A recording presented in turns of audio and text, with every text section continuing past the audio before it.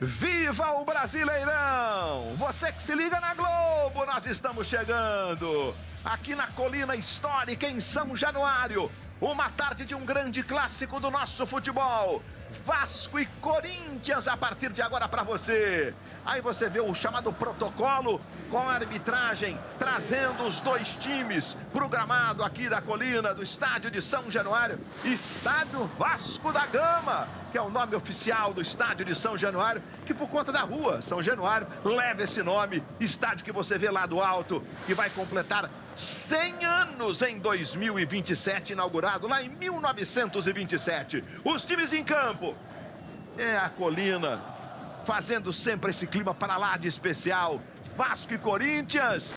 Dois times ainda pressionados. No caso do Vasco, embora uma vitória por 6-0 contra o Santos, tem um peso impressionante, mas perdeu o Juventude de semana. E o Corinthians a 6 jogos pelo Brasileirão não sabe o que é vencer. Eu tô aqui com o Ricardinho, com o Roger Flores, os comentaristas da Globo. Estamos acompanhando de pertinho os jogadores se posicionando para o chamado protocolo da execução do hino nacional brasileiro. Deixa eu dar um oi aqui antes que os caras se perfilam. Fiquem perfilados ali. E aí, Roger, expectativa de jogão, Roger? Tudo bem, Luiz. Expectativa de um jogo com muita pressão, né? As duas equipes precisando responder. O Vasco, depois de uma goleada histórica, de um jogo de almanaque, perde para o Juventude com muita facilidade no meio de semana. E o Corinthians com seus desfalques, né? Modificações importantes, sai o Verratti no Vasco.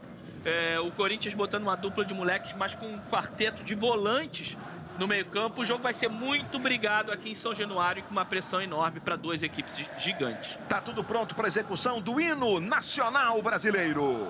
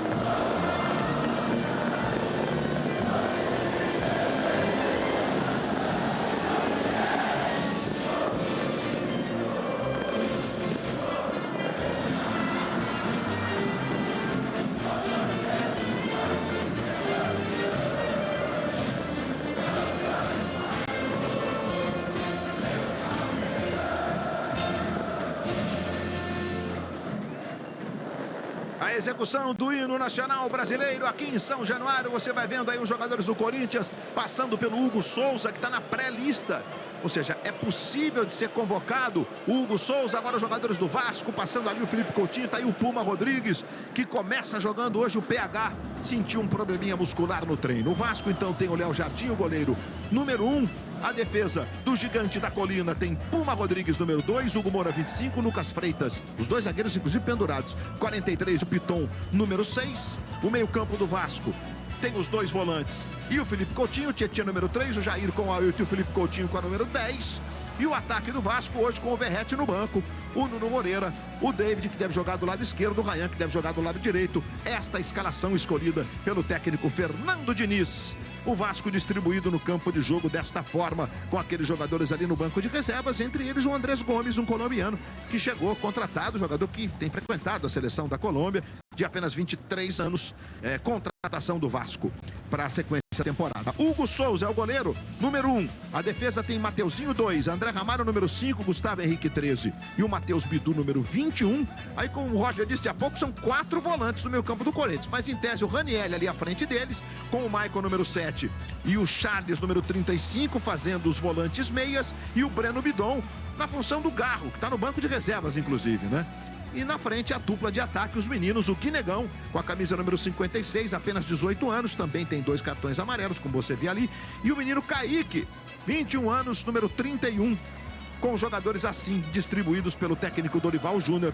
Por sinal, os 2 últimos técnicos da seleção antes do Ancelotti. Aí o Rodrigo José Pereira de Lima. A bola, qual lado você quer iniciar? Lá de cá. Ok, então, sucesso e bom jogo a você. Sucesso e bom jogo a você. desejando um bom jogo, sucesso para os capitães. O Maicon, que está de volta ao time do Corinthians, depois de um tempão se recuperando de uma contusão mais séria. E o Felipe Coutinho do lado do Vasco, ambos vestindo a abraçadeira. O abraço dos dois técnicos, Fernando Diniz, Dorival Júnior, os técnicos que dirigiram a seleção brasileira, ambos não conseguiram, digamos, devolver a seleção para os braços do povo e para as vitórias. Edson Viana, Felipe Brizola, os dois juntos ali à beira do gramado do estádio de São Januário. Chega mais, Edson! É isso, Luiz. Boa tarde para você, boa tarde para o Brizola, bem-vindo. Técnico Fernando Diniz quis amenizar um pouco essa barração do Verratti. Ele disse que o time já produziu muito, mesmo com o centroavante de referência, mas quer hoje, pela característica do jogo, um ataque com mais mobilidade, por isso traz o David, principalmente. Ele reclamou muito da falta de concentração do Vasco na derrota para o Juventude e disse que isso não pode acontecer hoje. E o Corinthians, Brizola? O caso do Dorival, um abraço, Luiz, e todos que não acompanham. O caso do Dorival, ele queria ter o Garro em campo, mas o Garro tem uma lesão crônica no joelho desde o ano passado e por isso ele precisou segurar um pouquinho. Tem Copa do Brasil no meio da semana. Corinthians com desfalques super relevantes, o Yuri segue fora, o Memphis também, o Carrilho operou sua volta no ano que vem e também perdeu o José Martínez no meio-campista, por isso a gente vê um time tão modificado. Edson, Luiz, volto com você. Perfeito, Brizola, Edson Viana, os nossos repórteres aqui no estádio de São Januário. Tá aí o Léo Jardim e o David. Foi uma grande discussão, né? O Fernandinho chegou até a tratar de uma forma muito correta, né? Que a discussão muito linear. É Verratti, que o time fica com um cara mais parado, ou se é o David, mas ele repete o time que começou jogando a partida contra o Santos Dumbi, na goleada por 6-0. Nesse momento, respeitamos 1 minuto de silêncio.